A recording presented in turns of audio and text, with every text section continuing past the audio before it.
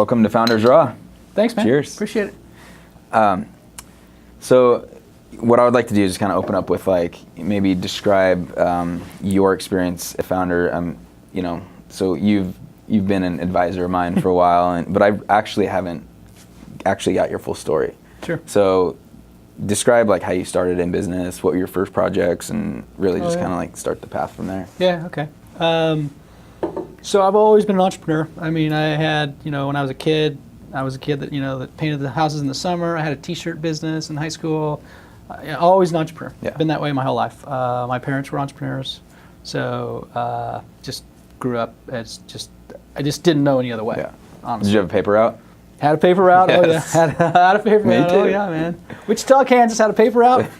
Cold in the morning. Yeah. Oh, it was fun. I loved it. Yeah. It was fun. I got to meet people, which I've always enjoyed, Yep. is the meeting process. And so yeah, I've just always been out, what I call shaking hands and kissing babies, right? Yeah. So a lot of meeting people and greeting people. But my first real business, what you and I would call a real business, was actually a little publication in Scottsdale, Arizona, Phoenix, Arizona, that a buddy of mine and I bought from a friend of his.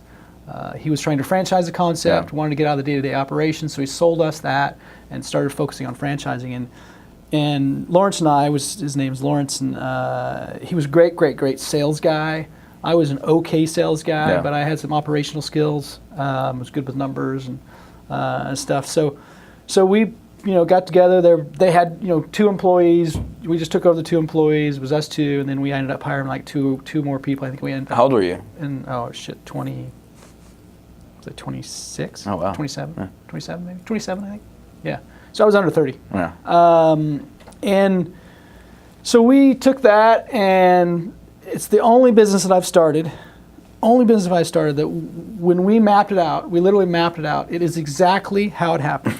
Exactly how it happened. It never happen. It never happens like that. Believe me, it's never happened that way. And I've been around, a dozen startups at various levels. I've never seen it happen like that. But literally, when we drew it on a map, it was like, this is what we want to do. It's exactly how we did it. So it was amazing. I mean, it's truly amazing. The bad thing was, it gave me these rose-colored glasses I could do anything. For sure. Which is completely wrong. Yeah. Right?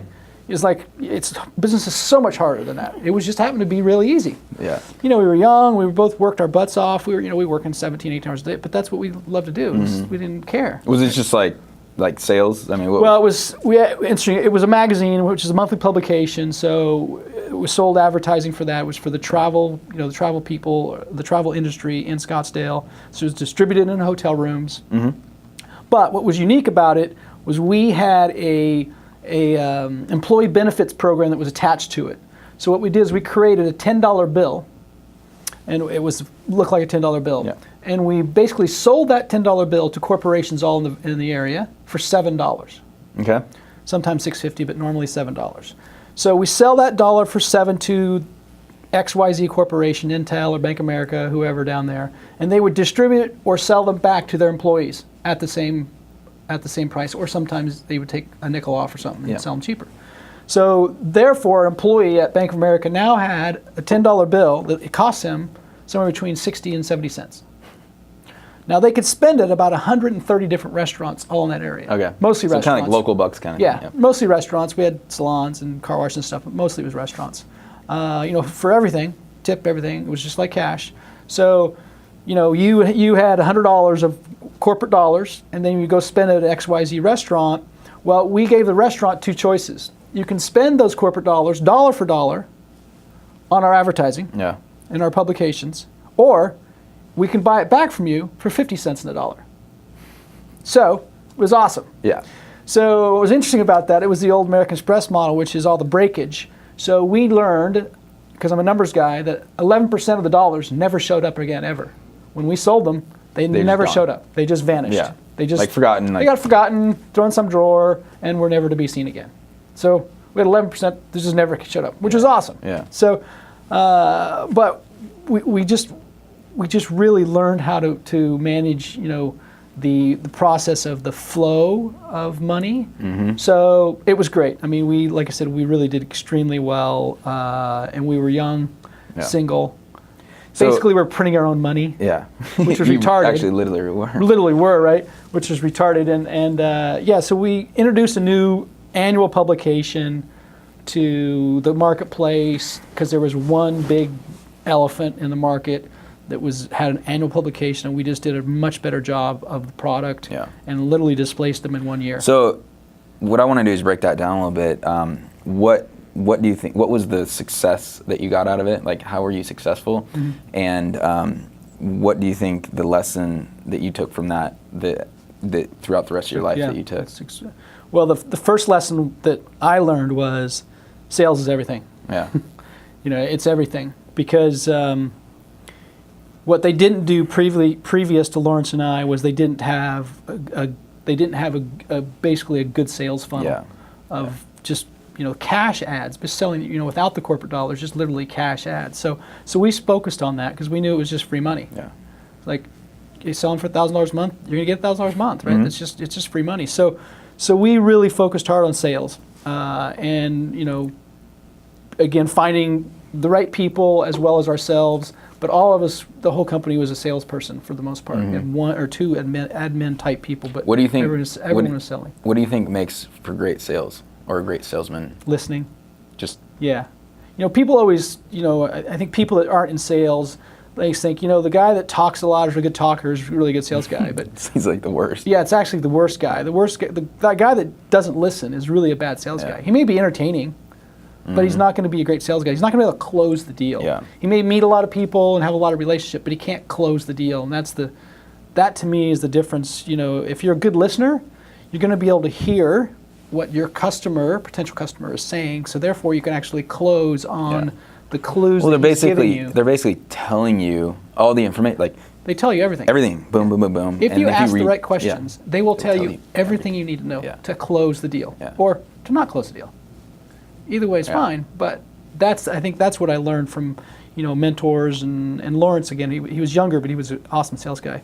And it was really about. So what I find interesting is that's an incredibly valuable experience, and that was, from my understanding, like it's a non-tech business, right? Yeah, there's no technology. And what I'm seeing with a lot of startups around here, myself included, is that when you don't have that full experience in maybe a non-technical field, and then you have a business that might be some sort of technology startup that still needs sales. Yeah. People don't know it. They don't know how to sell. They don't even know how to go about it. Yeah. And sales is the most important thing. So I see a lot of startups that are actually kind of treading water or failing because there's no sales. No sales. Yeah, I would agree because when I talk to people, a lot of people, people like yourself or just people starting companies, especially the younger generation or just not necessarily younger in age, but younger in startup experience. Yeah. Right.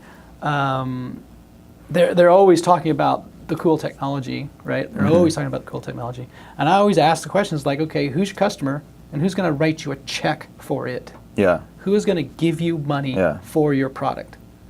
And sometimes there is a bit of a, like, oh, crap. Let me think about that. Is it this guy or this guy? I'm like, well, that would be really important to know because without that, you don't know who to talk to sell your product. Exactly. So yes, I mean, I think that those little snippets of advice that you learn by selling just whatever's is listen really well. Yeah. Shut up and just listen. Ask questions, but just listen, and don't be so excited about your product, but more excited about their problem. Yeah. Because if you solve their problem, then you don't have to sell. You're done. Yeah. Right.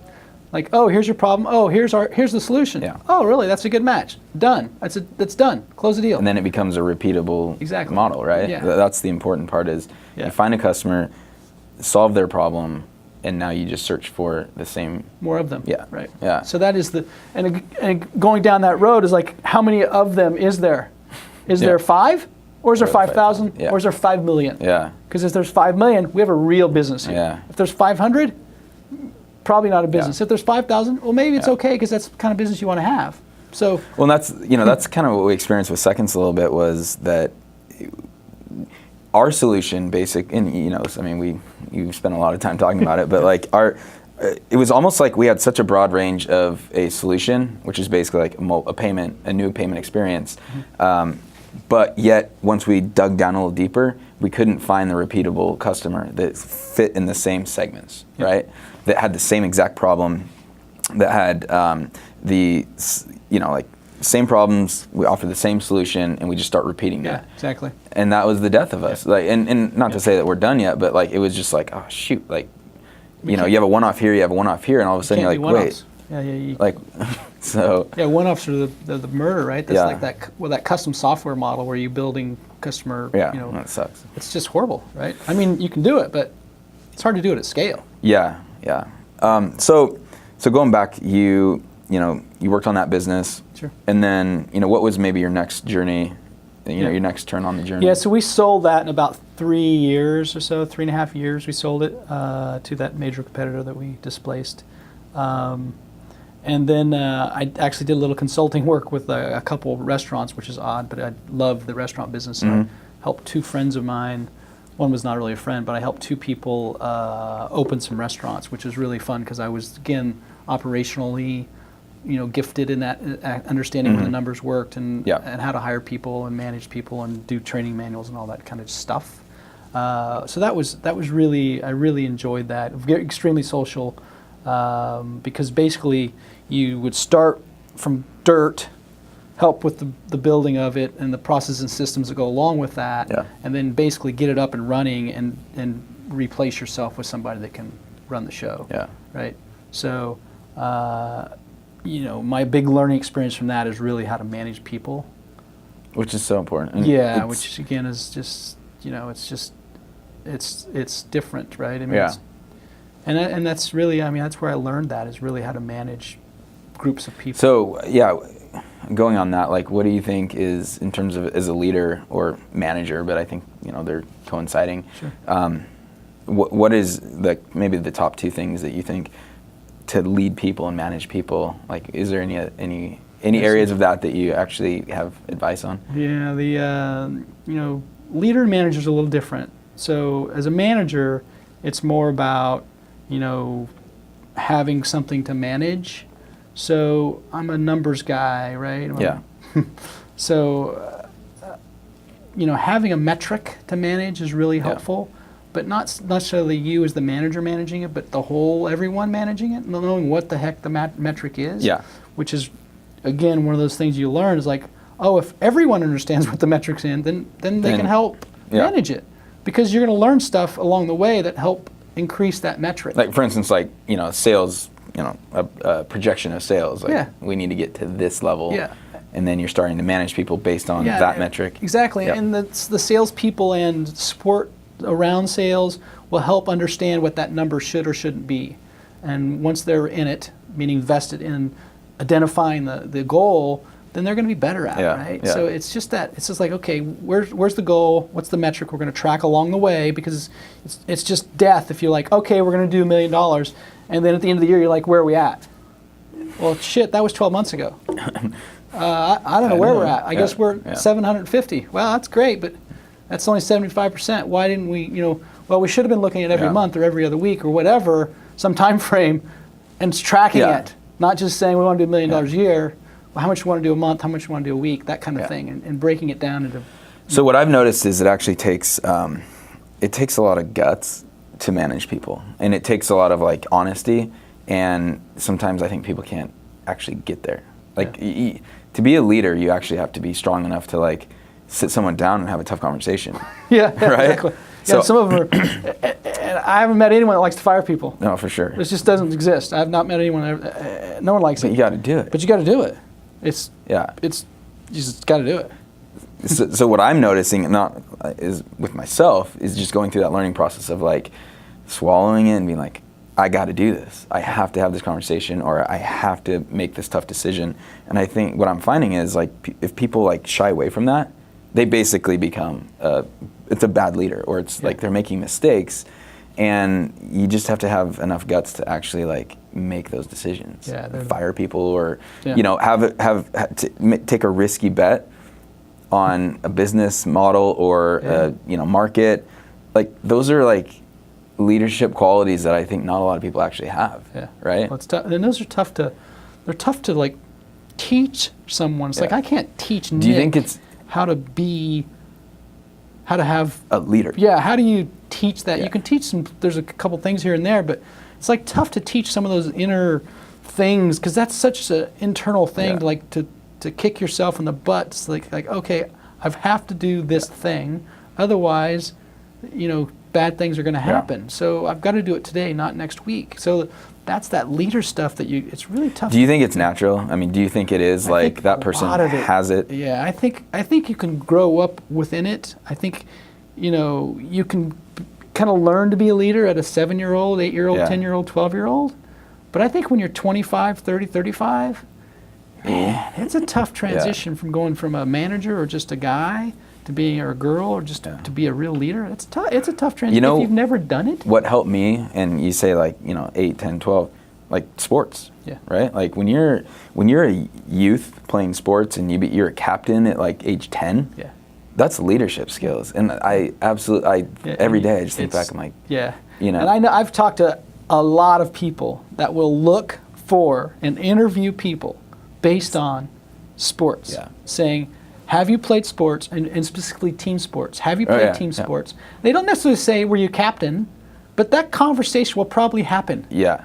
Subtly, they'll figure out, oh, he was the quarterback, or he was the point guard, or he was, so they'll figure out, oh, this guy must have been the leader. Yeah. So I know lots of people that have talked about that's how they help interview to learn about people, because they believe that, the people that have played team sports and been in some kind of position, have a higher propensity to be leaders. Well, and that's like people management, right? Yeah. At like a 10-year-old level. Yeah. You're like, you're still kind of doing it. And it's huge. It's huge. So I do think it's natural. I do think that management skills, you can learn those and you can understand.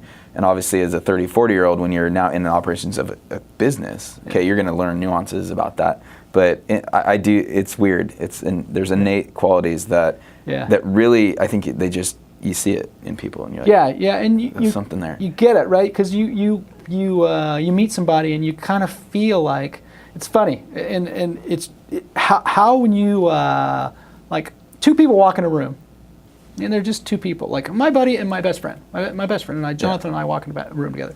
They automatically know who the leader is. Yeah. It's not. Neither one of them has to say anything, but you can feel it when you walk up and talk to us. Who the natural guy who's going to just do it? They just know it, and there's no way to kind of explain that. It's just it as you feel things. Do you think it's the energy? Part of it's energy. Part of it's just how you command yourself. Part of it's how you talk with people. Yeah. There's just some of those things that you've learned and or do naturally that you it's hard to. So what's weird about that, and I fully agree, like what about the people that maybe don't have that, and maybe they desire it? Yeah. Is it like you're screwed? I mean, I haven't read any books lately about creating a leader, but there's different types of leaders, right? There's the leader by default, where they're the leader because somebody said you're the leader. Yeah. So they don't necessarily have to have the innate skills of leadership, but they're leader because their dad made them the leader, or they started the company and they're the leader. Yeah. So I think those guys can be okay, and especially if they hire some good people around them. Yeah. They can fill in the holes. Because all of us have weaknesses, right? Some of us may be really good leaders. Some of us maybe get horrible managers. I mean, there's all those things, right? Yeah. So I think if you hire around that, you'll be okay. But I think it's if you get to that certain level and you're just don't feel like you're a leader, I think you've just got to figure out how to be a leader without having maybe some of the innate things that people may see as leadership. Yeah. Well, I think the people who are following them, they notice that. That's the big thing too. Is it's what makes someone a leader is basically are people following them. Yeah. And what kind of feeling they have when they're following them. Yeah. And so if the person is, lacking confidence or just doesn't know what to do, well then the leaders will basically see that. Yeah. And I don't know, it's just, I think it's natural, like it just kind of. Yeah, I mean, it's like we're on a desert island, right? Yeah. Somebody will become a leader. Yeah. Someone's going to go hunt for the food, tell people what to do. You're building this house. Exactly. I'm doing it's just how it is. There's got to be a leader. I mean, like running a company by committee, And it's terrible. It's terrible. Yeah. Because you always, one of my mentors early on, he's like, if you ever start a company, you own 51%, period. Yeah. If you're starting it, not saying no money involved, just if you're starting a company, you're starting with a friend of yours, you better own 51% and he better be 49. Or he's 51 and you're 49. Doesn't matter, but somebody better be 51%. He goes, that's the rule. Yeah. He says, never break the rule. So when we started, you know that so Jock actually found me. Sure. And so we had coffee and we were chatting and, he's like, I want you to be the CEO. And I'm like, all right. And we agreed upon our equity stake and all that. But I literally said, if that's the case, then I'm calling the shots. Like the ball will stop right here. And he was totally cool with that. But I just made it clear that there's, regardless of the equity stake and what the ownership is, there's someone clearly in charge. And I'm not doing that just to be the guy. I'm just saying this is only going to work if one person has that. Everyone needs to know that. Yeah, and I'm actually fascinated when I look around. You can just tell they haven't had that conversation. Yeah, exactly, because they don't know who's really in charge here. So then things start spinning and out of control, and then I don't know. So I think that's huge. Yeah, exactly. When they have that, the 3 or 4 person startup, right? And they're all fairly equal in what they're doing. They all have their very valuable pieces, but no one said, you know what, this guy is the guy, right? He is the CEO. Yeah. Because maybe one has a 33% stake, one has 20% stake, and so no one, the guy with the largest stake, maybe he's the leader, but he's the de facto leader, and maybe not the real leader who the people are really actually listening to in a room. So those are the things that just there's a difference between a majority shareholder and then an operational leader, and they could be the same, but at the same time there's a distinct difference. And and that essentially was the case with us, right? I wasn't at the time the majority shareholder, and yet I clearly said, if this is going to work, this is the deal. Yeah. And I think in terms of operation, I think it worked. It was good to have that conversation. And in the end, whoever owns the most shares at some point, they're going to maybe override. But on a daily basis, there's someone kind of driving it and is the leader in that. It's got to be a guy driving the bus, man. Yeah. No matter what you do, there's got to be somewhere. So, thinking back, why we call this Founders Raw is to talk about the stuff. Sure. Is there anything that jumps out at you that was that sucked? I am surprised I even made it through that time in my life. Oh, sure. Yeah, totally. I got in the construction business, which is really weird. I'm not a guy that ever picks up hammer. It's just not who I am. I don't enjoy it. I like physical labor, but I'm not going to go build a house, right? Yeah. It's just not who I am. And all my friends know that. No, that's not who I am, right? But a buddy of mine had a construction company, and it was starting to kind of grow, and I just sold my wireless company, so I really wasn't busy. And he was like, "Hey, come help me out. I need to hire a new accounting person, my first bookkeeper, real internal bookkeeper." Mm-hmm. So I helped him hire a bookkeeper.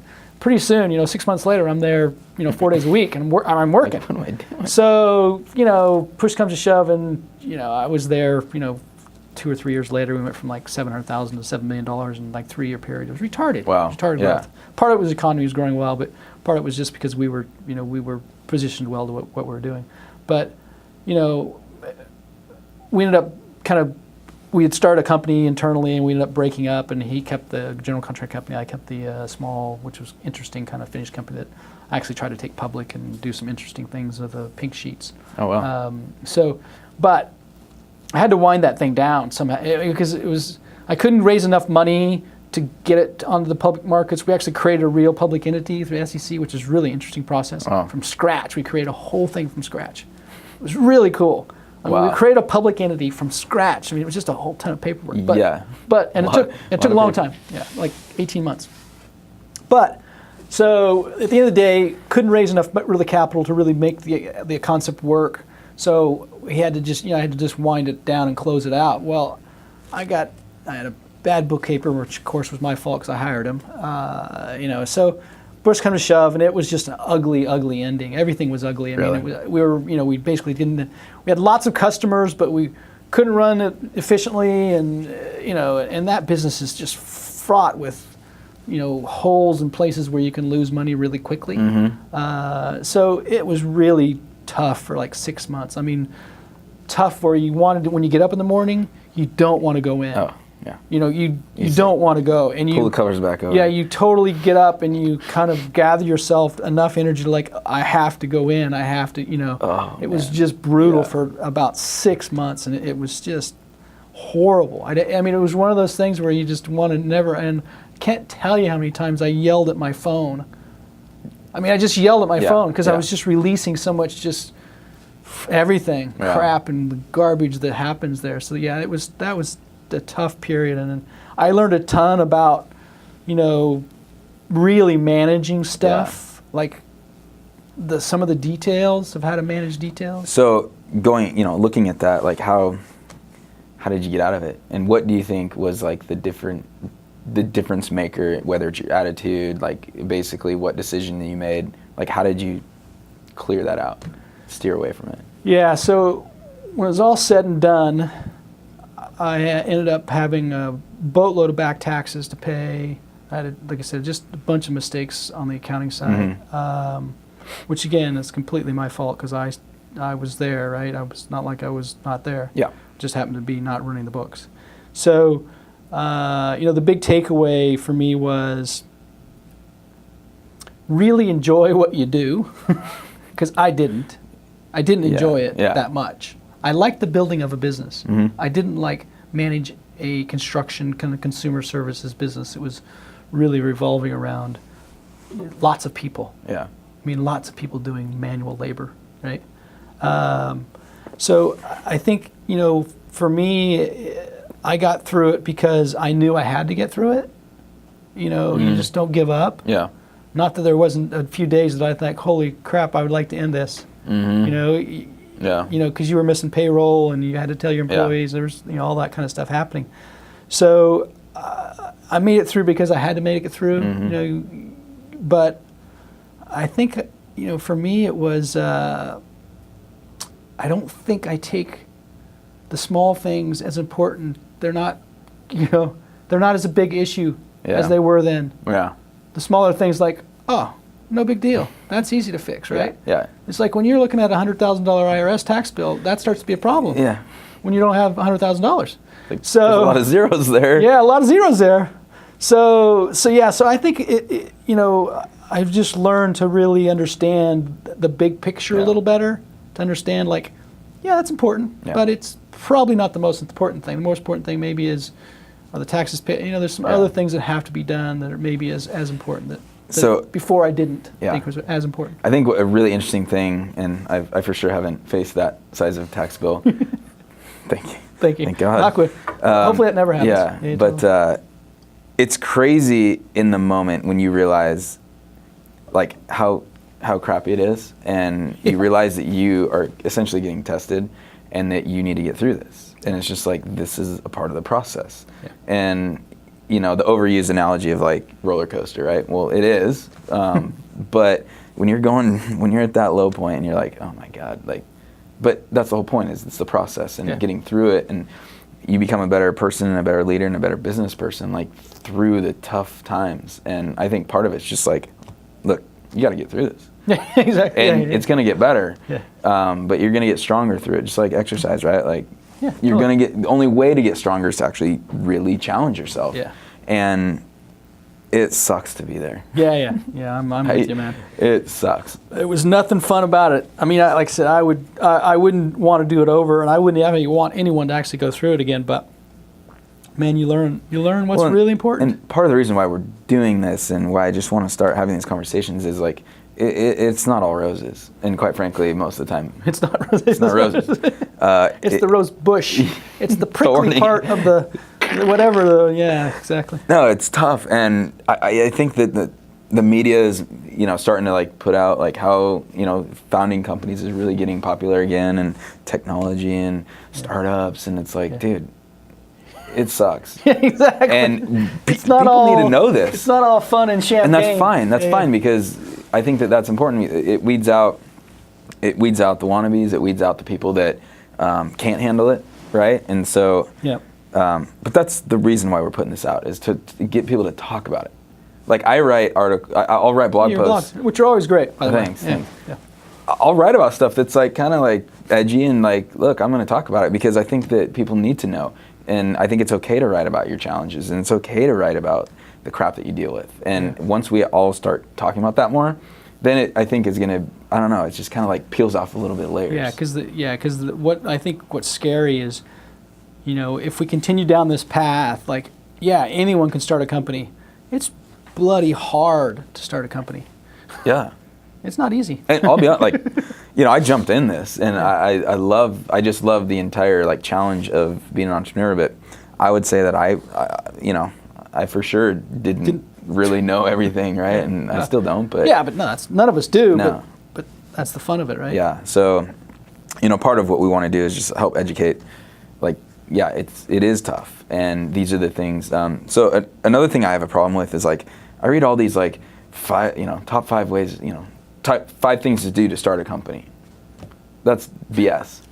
Like, read these 3 articles and you'll be able to like start your company. And no, like I think it's actually like doing these interviews and listening to like successful or even just people right in the moment, reading between the lines of like what they did, like what they went through, what they did, and how they got through it and why.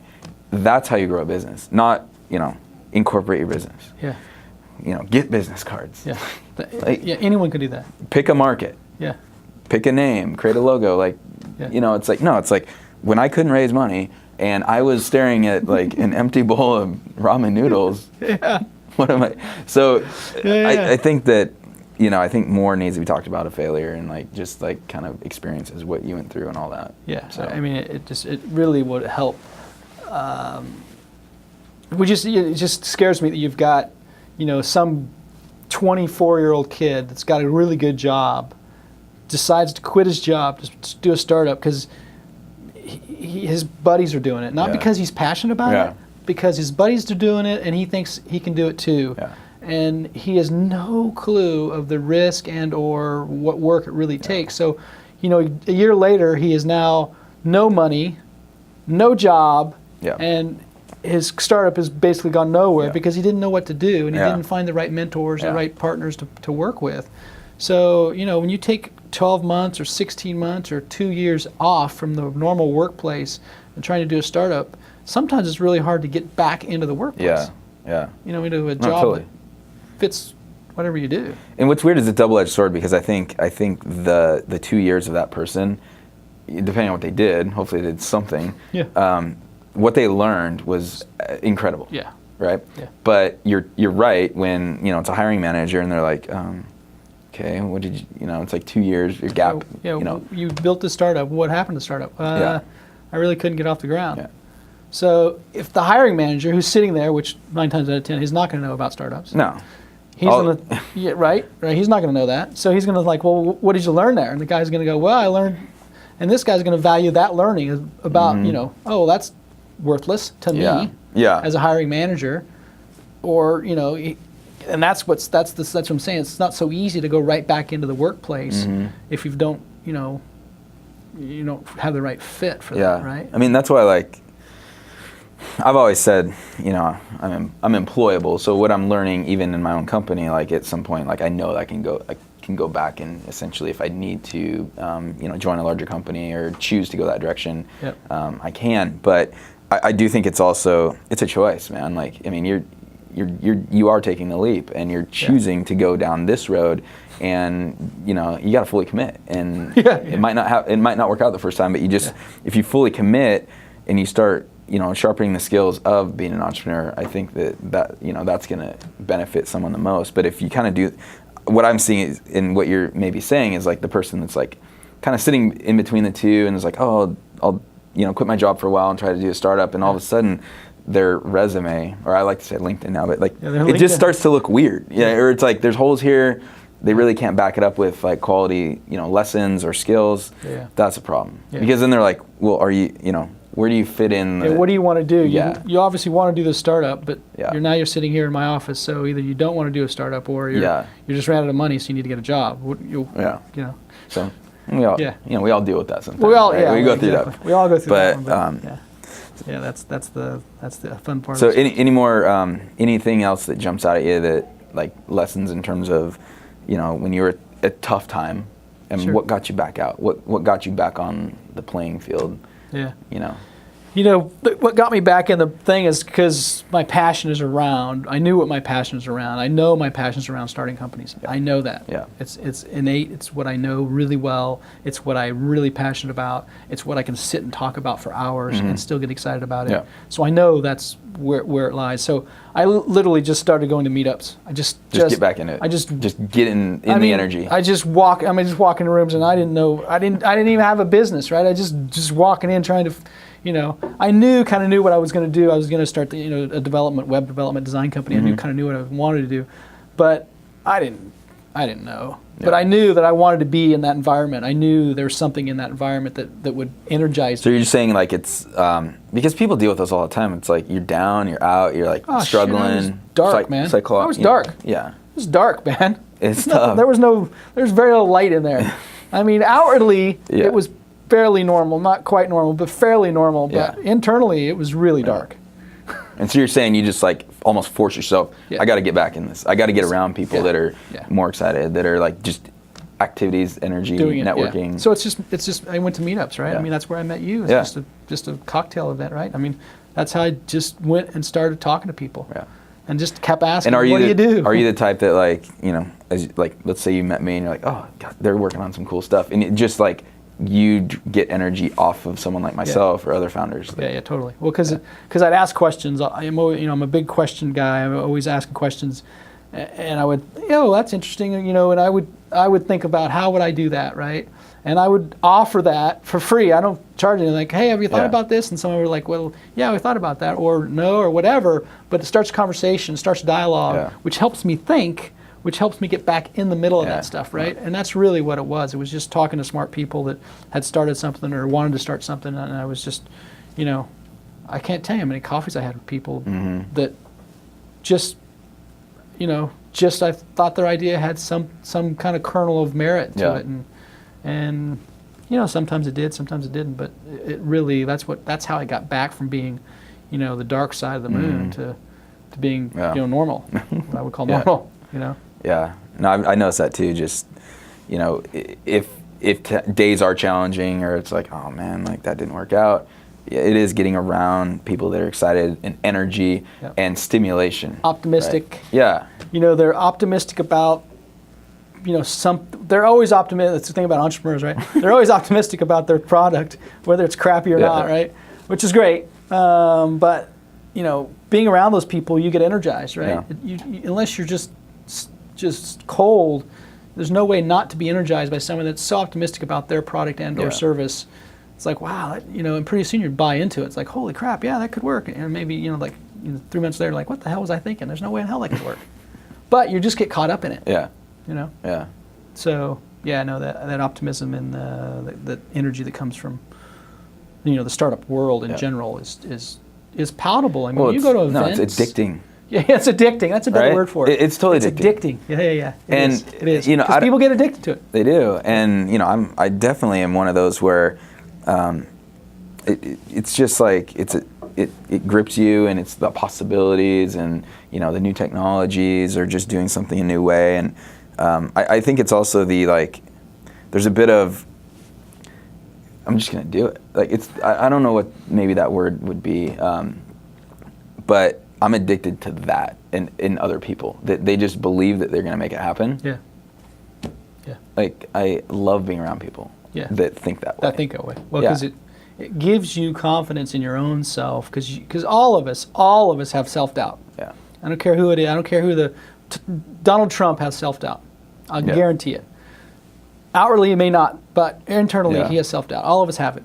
So, when we're thinking about some idea, it's like we're not quite sure, but if I sit down and talk to Nick for a while, he'll either convince me it's a bad idea or convince me it's a great idea. One of the two is going to happen, but it'll force me to get off my ass and really make it happen. Mm-hmm. Some people need that little bit, and some people need just the opposite. Some people need the reins to pull the guy back, like, holy shit, where are you going, man? You're way off base here, come back. Yeah. So I think that piece of, self-doubt is good. It's good. You need to know that, You're not invincible. Because I Yeah. learned that first company I had. I mean, Lawrence and I were invincible. We were like, holy crap, this is so easy. Yeah, yeah. It's the first company for both of us. We didn't know any better. We didn't know it was that easy. It was like, all we did is have to work hard, sell, and you're going to be successful? Okay, we can do that a lot more. So that's what we did. This game's fun. This is fun, man. So this next one, the next company I Yeah. started was not that easy. I mean, the same principles mattered, but it just took a lot longer. I mean, a lot longer Yeah. to make it work. So, are you advising a number of companies, or just? Yeah, I mean, I here and there? help companies that, most of them early stage stuff. So yeah, I'm just trying to help wherever Yeah. it fits in. I mean, I've got probably 3 or 4 people that I talk to. I mean, not regularly, but Yeah. at least once a month. What are you noticing? Is there a trend, similarity in terms of what they're dealing with and what you're actually like helping them with, or is it all different, kind of different? Yeah, I think they're all different. I mean, because they're part of it's a different level of maturity of both an entrepreneur and maybe their company, product or Yeah. service. So it's tough to kind of put people in a box like that. But yeah, I would say they're all over the place. I mean, this one girl's got a cool product, it's doing well, She just needs some sounding board, right? Yeah. I've got another kid, I call him a kid because he's like 22, that got a cool idea, it's trying to prove that it works. He's still learning how to do all that. Yeah. So that, it's different. I'm coaching him more about just general stuff. Like, So do you find that you just like to be around the entrepreneur and as an advisor role, like it just kind of, that's the energy that you're talking about, where it's like I just need to be around, Yeah. like almost as a coach. yeah, I mean, I love that. I mean, I like to, I like to do it just by itself. Obviously, Yeah. that's critical. I mean, I can't imagine not starting something personally, but I really enjoy that, that energy you get from them. Some of them are just deer in the headlights, which is fun. But you've got to, because again, when I was 27, when I did my first real company, I mean, I had people around, smart people around. I mean, it wasn't just Lawrence and I. No. It was smart people around us to help. Yeah. I mean, that's sometimes we listened, and sometimes we didn't, which was sometimes the mistake. But we had people around. And even, I tell people the same thing. Like, you have, at least the thing you do, the least. Yeah, get a few people Yeah. smarter than you around you Yeah. to advise you, and like kind of bumper plates. Yeah. That's what I've tried to do. Is, and you're one of them, where it's like, I just need a sounding board. I need someone to kind of touch base with, and it's like bumper plates on a bowling alley. Yeah. Right. Yeah, you need to talk to them every day. Just talk to them once in a while, but you need smart people around that have gone through some stuff that at least can say, I don't know if I want to go that direction. That's going to hurt. That might hurt a little bit. so yeah, that's the fun of it, though. That's the fun of starting it, because most people who are,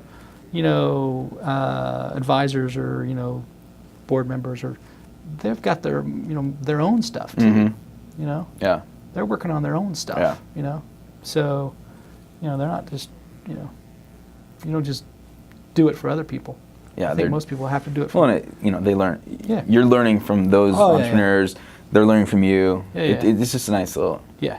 We're learning. All of us are learning from each other, because I've not met anyone that smart. Not yet. And you won't. And probably never will. Cool. Well, I think we're going to wrap up. Okay. It was great. Awesome. Thanks, Appreciate man. it. Yep. Okay. Thanks for having me. You're welcome. There we go. Cheers.